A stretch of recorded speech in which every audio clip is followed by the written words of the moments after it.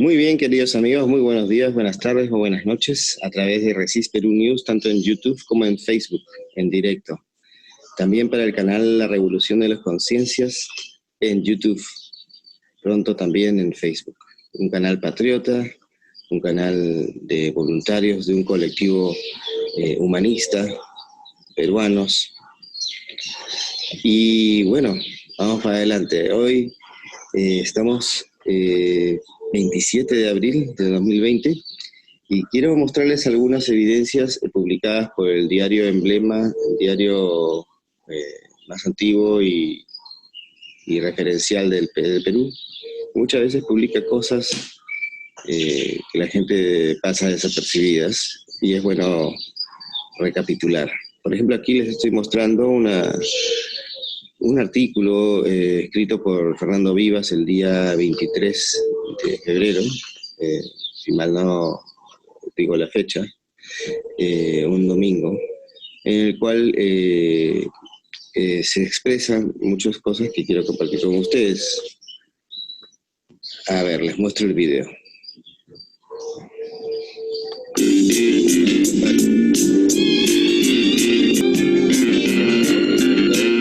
Solamente voy a recortar.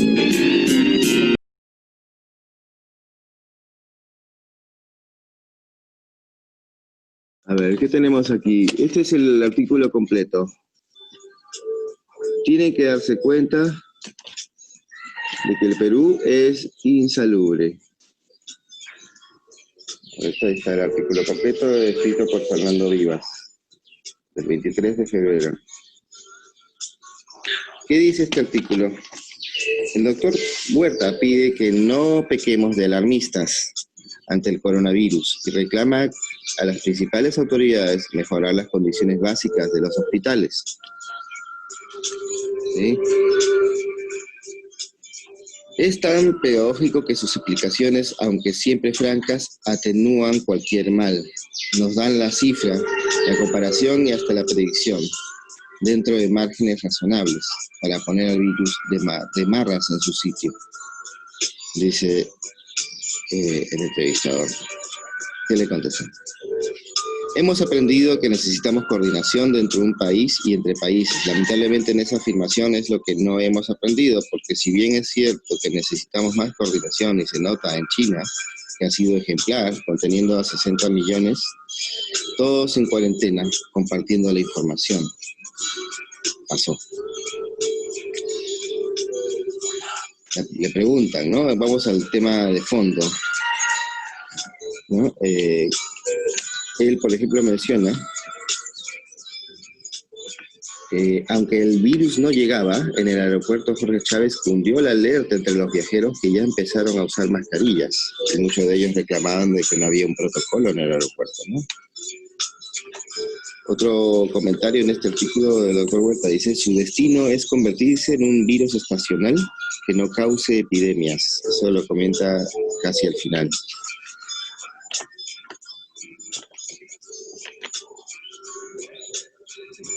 Entonces, algo muy importante que él menciona es este que dice acá, ¿no? A ver ahí.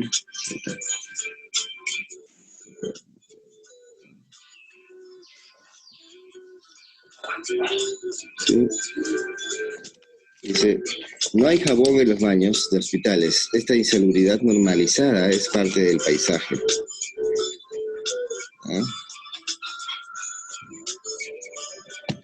Entonces, dentro de lo más importante que responde el doctor Huerta aquí con toda sinceridad y honestidad, lo veo así, es a esta pregunta, ¿no? Nos preocupamos mucho por el coronavirus, pero el dengue mata más que en cualquier parte.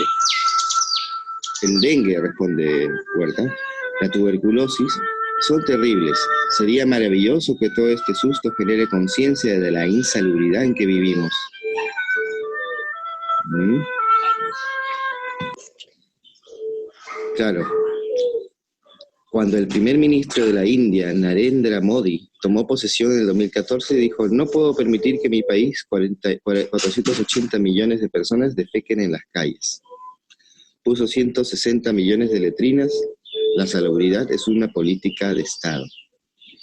El presidente Vizcarra, la PCM, la ministra de Salud, tiene que darse cuenta de que el Perú es insalubre.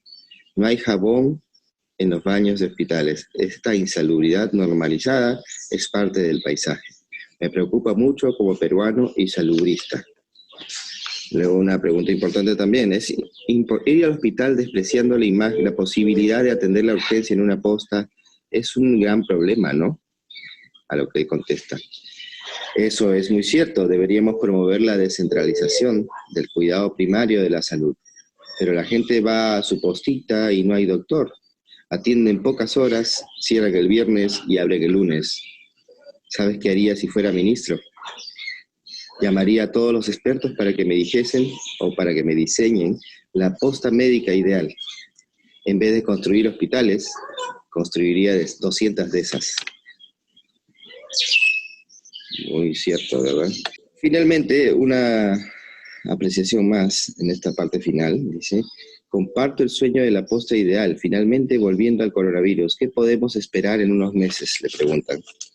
Estamos frente a un episodio nuevo, es como predecir el clima. Podría suceder que se expanda a más países y se enfermen 200 aquí, 300 allá, pero acá acaba más de 300, ¿no? No como en China, sugiere. El virus se va a convertir en otro virus estacional como la gripe, va circulando el mundo y cuando haya época de frío hay que vacunarse. O sea, en el frío se expande más que en la primavera o en el verano, por naturaleza. Lo que me recuerda a lo que ha dicho Trump hace poco, de que los rayos solares ayudan a matar el virus, y no es broma. El virus se va a convertir en otro virus estacional como la gripe. China trabajó tanto, tenía una olla a presión, la esperanza era que se contenga, pero salió. Su destino es convertirse en un virus estacional que no cause epidemias. Lo dice un autor de prestigio un mes antes del primer brote en Lima. Y bueno, tomar en cuenta, ¿no? No es que se haya equivocado necesariamente, ¿verdad? Quizás hay algo extraño en esto. Tengo que destacar también la publicación del 2 de marzo del 2020 del Diario del Comercio. ¿Y qué trata? Dice: un virus en camino. Sí, es una editorial donde ponen un encabezado, una referencia del 10 de febrero del 2020, donde el editorial del Comercio y las pandemias del Perú, es decir, lo repiten este 2 de marzo como, pues, demostrando que estaban enterados, ¿no? El Perú debe estar preparado para hacer frente a las amenazas de salud globales que acechan cada cierto tiempo. Sin embargo, en un Estado que aún no parece capaz de responder siquiera a las necesidades más básicas de gruesos sectores de la población, las prioridades y los problemas siguen siendo tan antiguos y predecibles como una gripe común. Ese fue el editorial del 10 de febrero del Diario del Comercio, las pandemias del Perú, 10 de febrero del 2020. ¿Y qué dice en resumen este artículo? Un virus en camino. El gobierno debe tomar en serio la amenaza del COVID-19 y aprovechar mejor el tiempo antes de que llegue el primer paciente. Y no sé si se acuerdan qué pasó cuando llegó el primer paciente. Lo que yo recuerdo es que todos los viajantes se quejaban de que no había ningún protocolo en el aeropuerto y mucho menos se pensó en cerrar. Primero se cerraron los colegios, ¿verdad? Antes de la cuarentena. Perdón. Bueno, aquí les estoy mostrando un recorte periodístico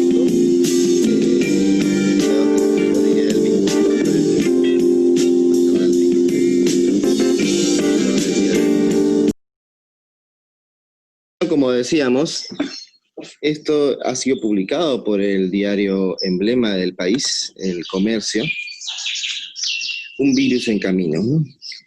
Y básicamente es una especie de reseña de lo que se debió haber hecho, ¿no? Y que de repente no se hizo exactamente así, ¿sí?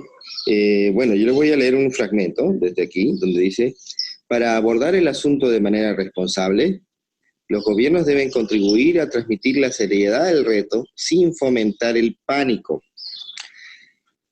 Es clave para ello distinguir, ¿sí? Es clave para ello, a ver dónde me quedé. Sí. Claro, distinguir lo que se conoce sobre el virus de lo que aún no. Si bien las tasas de propagación son altas, una persona infectada contagiaría en promedio a 2.2 personas. Su efecto sobre la mayoría de individuos es reducido. Se estima que el 80% de personas con la enfermedad no sufre mayores complicaciones de salud. El 15% desarrolla cuadros que requieren alguna atención médica y el 5% llega a estado crítico. La cifra de mortalidad es de 3,4%, los efectos más severos están fuertemente concentrados en la población mayor de 60 años y pacientes con sistemas inmunológicos debilitados. Hasta ahí estamos bastante claros haciendo el recuento. Las siguientes semanas podrían traer buenas noticias y reportar que la epidemia fue contenida y que los nuevos casos son cada vez más frecuentes, menos frecuentes. Pero podría no ser así.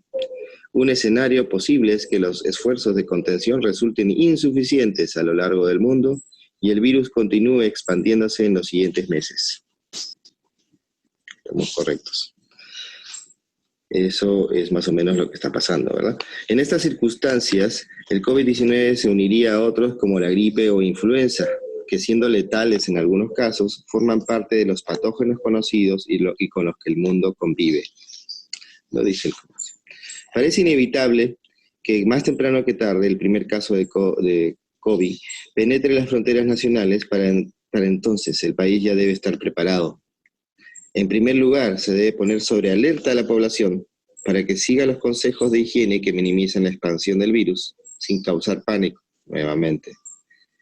Parece que había un error aquí, ¿no? De llegar el COVID, se debería monitorear su evolución y tomar las medidas necesarias para reducir su propagación. En segundo lugar, mientras se desarrolla una vacuna o tratamiento efectivo, los hospitales deben estar equipados con los implementos necesarios para atender a quienes se hallen en condición crítica y para evitar ser focos infecciosos. Un suministro razonable de respiradores disponibles y especial cuidado con la salud del personal médico, quienes tienen alto riesgo de contagio, son recomendaciones básicas. Eso básicamente incluye pues, los instrumentos necesarios para poder operar, para poder mantenerse sanos. Sin embargo, según el Ministerio de Salud, se cuenta con capacidad para atender hasta 75 casos graves de COVID en 5 hospitales de Lima. En vista del ritmo de expansión de otros países, esta cifra es absolutamente insuficiente. La debilidad del sistema de salud peruano, en general, agrava la preocupación. Fácil es admitirlo entre líneas, ¿no? Lamentablemente, hoy las condiciones de los centros de salud públicos, dentro y fuera de Lima, son indignas de un país de ingresos medios como el Perú. Yo diría, esto es muy modesto, ¿no? El Perú es un país rico y sin embargo vivimos en la miseria. Finalmente, la atención al COVID-19, justificada como es, no puede distraer al país de sus retos. De acuerdo con el MINSA, por ejemplo, solo en las primeras 5 semanas de este año se han registrado 12 muertes por dengue en el Perú. Y más de 5.400 pacientes, Madre de Dios, Loreto y San Martín, fueron declarados en emergencia sanitaria debido a ello. Vale recordar que durante la epidemia de ébola en África Occidental, más personas murieron como consecuencia de la disrupción de los servicios de salud que del ébola mismo. A diferencia de otros países, el Perú ha tenido la suerte de mantenerse libre del virus mientras se acumula mayor información sobre él en otras partes y sobre todo se gana tiempo para prepararnos. Usémoslo inteligentemente, sin alarmismo, pero como suma responsabilidad. Disculpen que me río un poco ante la ironía de esta parte del artículo. Y bueno, como sigo diciendo, tengo que felicitar de todas maneras, el diario El Comercio publicó esto el 24 de febrero, un día después del artículo de Elmer Huerta, que les leí, escrito por Fernando Vivas.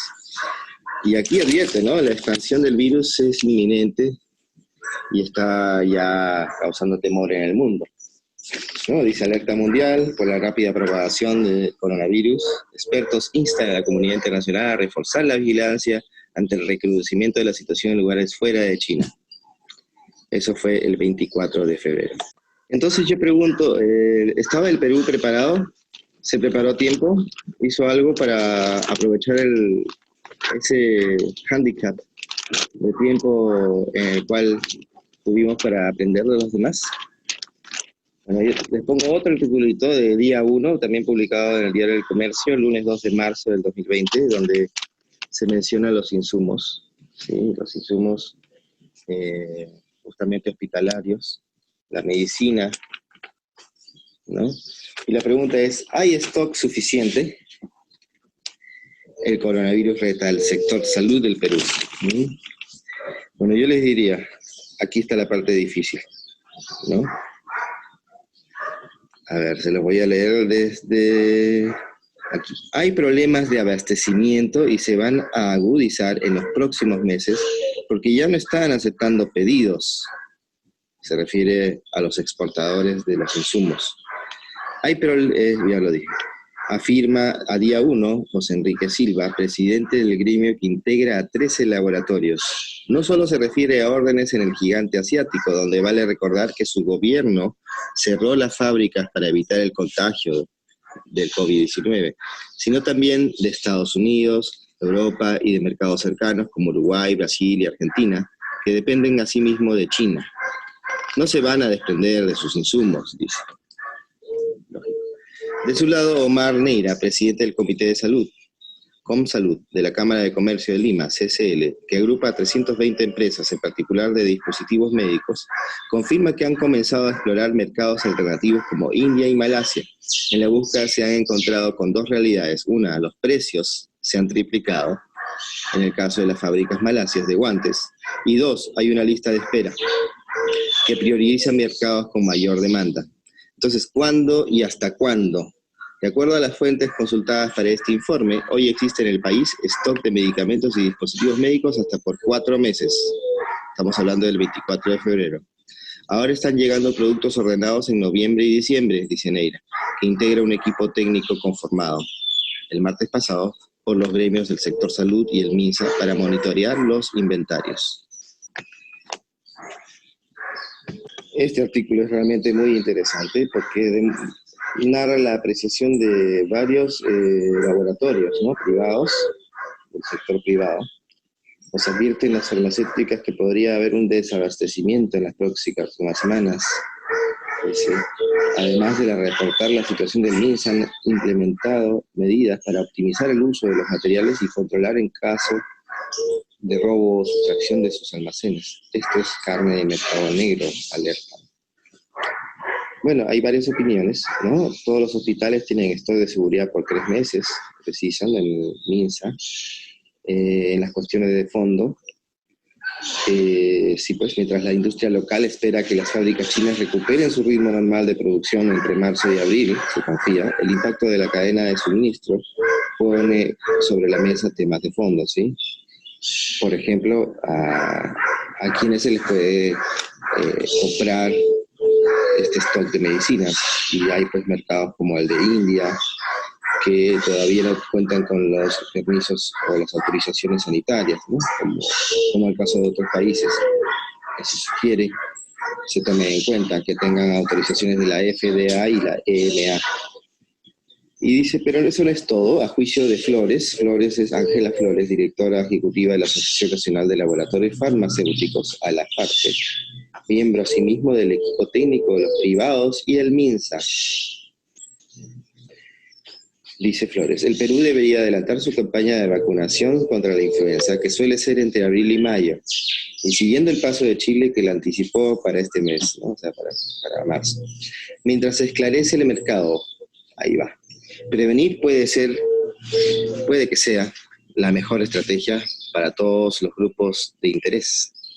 Mantener las áreas ventiladas, lavarse bien las manos, estornudar en el brazo o el codo, ayudó hace 10 años en el que el mundo amaneció con la gripe aviar, H1N1. Recuerda la doctora Arata, de Unilabs. Esta pandemia es una de varias que van a venir, acota Amaro, para llamar a la calma y previsión. Vale resaltar que, como dice acá, el 70% de los medicamentos, no sé si lo ven, Ahí está.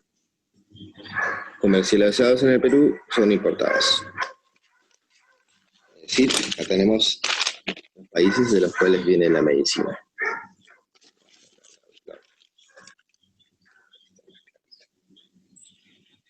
Correcto, interesante, ¿no? Entonces yo me pregunto, ¿no? ¿Qué ha hecho el gobierno desde febrero, desde el 23, 24, o incluso desde el 10 de febrero, donde el comercio ya advierte sobre los peligros que se acercan? Acá mismo, este es el 24 de febrero y ya vemos acá una fotito, ¿no? Del coronavirus, de esto, pero por acá, ¿no? Y vemos 8 decretos de urgencia no serían constitucionales. ¿Qué cosa es este tema? Esto no tiene que ver con la salud, ¿no? Pero tiene que ver con las acciones del gobierno en esas fechas. Conclusiones serán elevadas al nuevo Congreso. 8 decretos de urgencia no serían constitucionales. La Comisión Permanente ya ha culminado el examen de 32 de las 68 normas que emitió el Ejecutivo durante el interregno parlamentario. Entre los decretos que no habrían cumplido los requisitos, figuran los de fusiones empresariales y de incentivos a la industria del cine. Qué interesante que el comercio publique esto, ¿no? Entonces tenemos este más. ¿Qué dice?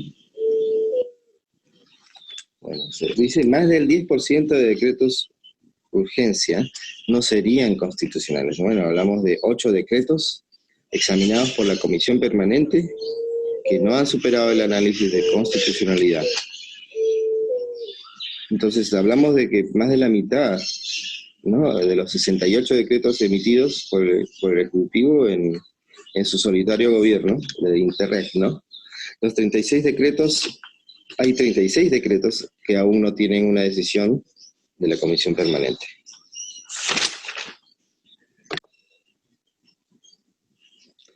Las normas del Ejecutivo por sector. Más o menos se puede apreciar. Ya. Bueno, me voy a tomar la molestia de leerles un pedacito, ¿no? A ver, qué delicia. 8 de los 32 decretos que la Comisión Permanente ha terminado de revisar no habrían cumplido los requisitos de constitucionalidad según este órgano. Uno de estos es el Decreto de Urgencia 013-2019, que establece el control previo de fusiones y adquisiciones empresariales. El informe del grupo de trabajo encargado de evaluar esta norma, aprobado por mayoría, determinó que era inconstitucional, pues no existía urgencia para promulgarla antes de que se instale el nuevo Congreso. Otro decreto que no superó el análisis de constitucionalidad formulado por la Comisión Permanente fue el 022-2019, que otorga incentivos económicos para promover la industria cinematográfica. Esto debido a que la norma no cumpliría los requisitos de excepcionalidad y necesidad. Óscar Urbiola, expresidente del TC, consideró que no es usual que se emitan tantos decretos de urgencia y que se aborden esta amplitud de temas en un interregno parlamentario. Vale decir, sin defensores, la mayor cantidad de decretos de urgencia que se han emitido corresponde al sector de economía, 26% del total, sin tomar en cuenta los que ha participado en conjunto con otros ministerios, como se mostró en el gráfico. A este le siguen educación, transporte y justicia. Los ministros de estos 3 sectores renunciaron el 13 de febrero, por lo que no podrán defender los decretos de sus carteras en caso de que sean cuestionados por el nuevo Congreso. Una vez en funciones, los nuevos parlamentarios deberán analizar las normas emitidas por el Ejecutivo y decidir entre 2 alternativas: permitir que continúen vigentes o derogarlas. Alejandro Rospigliosi, especialista en Derecho Constitucional y Parlamentario, explica que una vez instalado el nuevo Parlamento, la Comisión Constitucional deberá analizar los decretos de urgencia dictados y emitir un dictamen que luego deberá ser votado en el Pleno. Por lo pronto, son 3 las bancadas que buscarán presidir esta comisión congresal: Acción Popular, Alianza para el Progreso y Somos Perú, ¿no? Desde AP han manifestado la intención de mirar de cerca las normas emitidas y han cuestionado algunas referidas a materia laboral. Vamos a utilizar la discrecionalidad que nos da el Congreso para realizar esta revisión, dijo a inicios de febrero el virtual congresista Jorge Vázquez. Luego de la reunión que su bancada sostuvo con Martín Vizcarra, Carmen Omonte de APP ha señalado que, para ellos, la revisión de estas normas será una prioridad.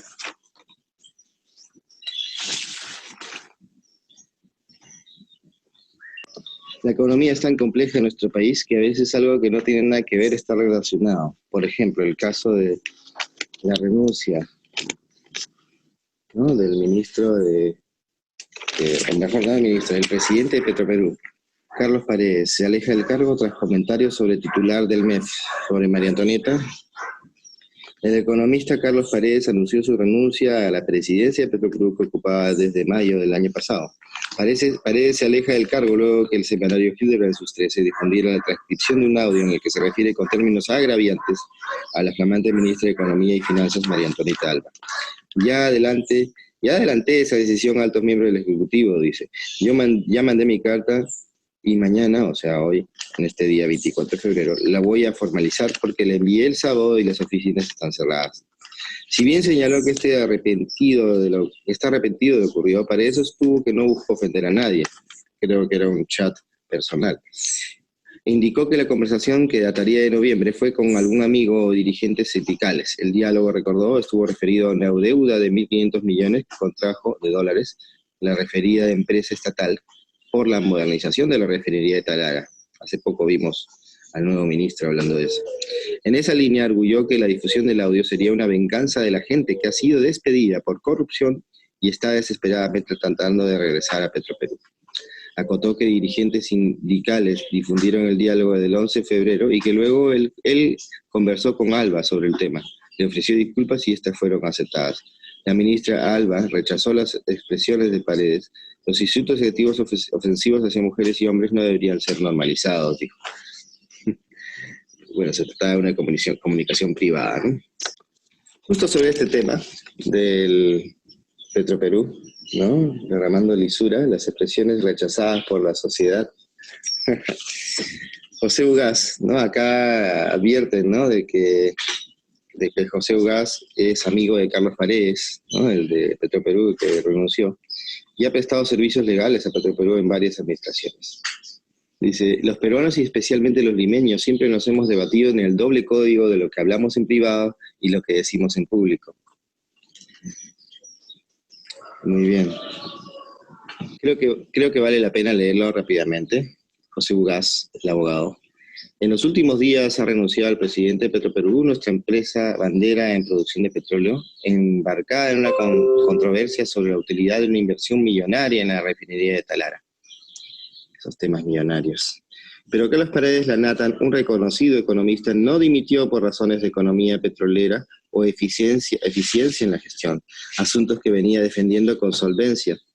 Por el contrario, quien estaba enfrentando con energía la corrupción de décadas en Petroperú, se vio obligado a renunciar por haber dicho algunas lisuras que involucraban a la ministra de Economía en una conversación privada que alguien le chuponeó. ¿Qué dijo Paredes a su amigo por teléfono? Sostuvo, hablando de la refinería, que le habían dicho a la ministra, puta, que se te cae la M. A lo mejor no lo repito, ¿no? Si no me das la plata. Esas afirmaciones gruesas fueron levantadas por un medio que no es escaso en adjetivos de alto calibre, y fue suficiente para que el día siguiente el primer ministro dijera, rechazábamos todo tipo de adjetivos innobles e impropios de un funcionario de Estado. Luego un conjunto de corífeos, incluido el primer ministro, se sumó al cargamontón afirmando que era inaceptable que se refiriera así a la ministra en su condición de mujer. ¿Paredes degradó a la ministra en su condición de mujer? La corporalalia o carcolalia es, según el diccionario de la RAE, la tendencia patológica a proferir obscenidades. ¿Qué es una obscenidad? Es una palabra o frase inadecuada para el ámbito social. La cosa se complica cuando hay que definir qué es lo adecuado para el ámbito social. Con mis amigos en el colegio todos los días hablamos con palabras calificadas de lisuras, palabra que según el diccionario significa falta de fingimiento, y que eran irreproducibles en la mesa familiar. Es más, teníamos, y lo mantengo hasta hoy, un código mental que inconscientemente y en automático me hacía cambiar el chip de lo adecuado para hablar con mis amigos, mis papás o profesores. Todos los días escucho a jóvenes y adolescentes hablando en términos que me hacen palidecer y que, sin embargo, cada vez son más aceptados socialmente.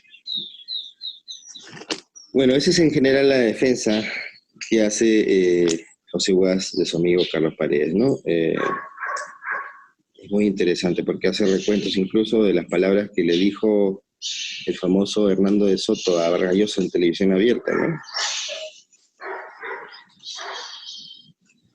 Hay una doble moral para las lisuras, cuando se dice en privado o cuando se dice en público. Nadie promueve tampoco la falta de respeto hacia las autoridades, por más que estén equivocadas. Pero también habría que decírselo. Sin embargo, el tema de fondo es acá, ¿por qué salió ese presidente de Petroperú? ¿Realmente salió por los insultos? ¿No había estado trabajando contra la corrupción en su sector? Y ahora que escuché al nuevo al nuevo presidente de Petroperú hablar de la inversión extranjera para la refinería de Tarara, muy sospechoso se me hace, ¿no? Al menos. Bueno, como conclusión, y para terminar este programa un poco extenso ya, hemos hablado de un recuento, digamos, histórico reciente, de los primeros meses antes de del primer brote de la enfermedad coyuntural, en los que se demuestra que el Perú no estaba preparado, que somos un país insalubre. Yo diría que casi más de medio siglo, diría casi un siglo, más de 30 años, 40 años, estamos inmersos en un sistema de salud deplorable, insuficiente, denigrante para todos nosotros, nuestros hijos y nuestros ancianos, que son los que más sufren las consecuencias de este maltrato, donde uno va al hospital y te da una cita para dentro de un mes por más dolor que sientas, donde te quieres hospitalizar y no encuentras cama, donde si quieres cama tienes que corromper a alguien para que te den una. Y si sales de alguna operación exitosamente vivo, posiblemente en el postoperatorio se olviden de ti y te dejen cosas dentro del cuerpo. A ver quién te salva de eso. Bueno, esas cosas pasan, me han pasado a mí, le han pasado a familiares cercanos, muy cercanos, y no se pueden ocultar. Estoy seguro que muchos de nosotros, ustedes, han tenido ocasión para comprobar el estado paupérrimo de la salud, del seguro social, de la salud, que dicho sea de paso, estamos en el año de la salud universal, que se supone que se iba a declarar así, ¿no? Y al menos hasta ahora no vemos más que un papel escrito y solamente un proyecto, ¿no? Así como los 80 hospitales y 1000 colegios que Vizcarra pensó en entregar para el 2019 y que solo están en una maqueta. Bueno, amigos, esto es todo por ahora. Seguiremos más adelante a través de Resist Perú News y la revolución de las conciencias. Hasta pronto.